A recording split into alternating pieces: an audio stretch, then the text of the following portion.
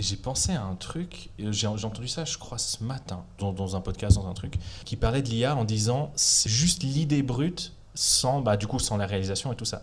Et en fait, dans ma tête, ça a directement popé, genre, l'art contemporain, c'est exactement la même chose. Et du coup, j'ai un problème avec ça. Du coup, je fais un lien direct entre l'art contemporain et l'IA, parce qu'en fait, c'est vraiment ce truc de... Il n'y a pas de réalisation.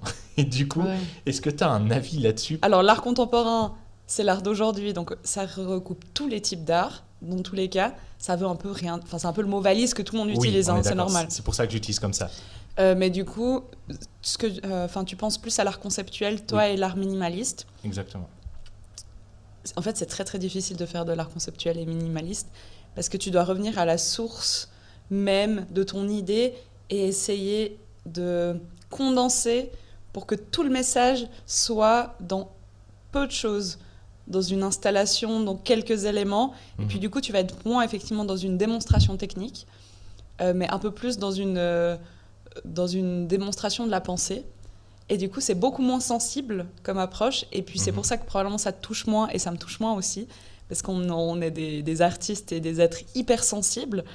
Du coup, on a vraiment besoin de ça pour rentrer dans l'œuvre. Justement. Et c'est aussi pour ça que le public, souvent, est un peu distant de ça, parce que si tu connais pas l'art, si tu as pas des notions d'histoire de l'art, si tu t'as pas l'habitude de fréquenter des musées où il y a de l'art conceptuel, de l'art contemporain, dans ce sens-là. On est d'accord. Et en fait, tu rentres pas du tout dans l'œuvre, parce que tu n'as vraiment aucune référence qui te donne accès à ce que c'est. Et effectivement, du coup, tu te retrouves avec la page A4 qui a toujours à côté de ces œuvres-là, ou les 3 pages A4, ça m'est déjà arrivé de tomber aussi. Quel enfer. Et où tu lis le concept. Et souvent, les concepts, ils sont hyper intéressants, mais du coup, on revient un peu à ce truc de... C'est des artistes presque plus de la pensée et du texte, malgré tout. Il y a quand même quelque chose de cet ordre-là.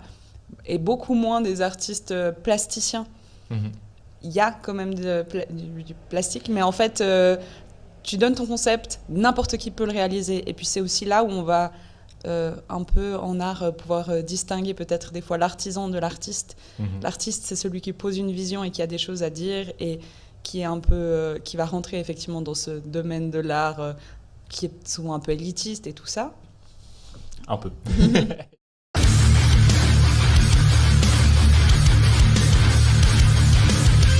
Faites mieux. Merci.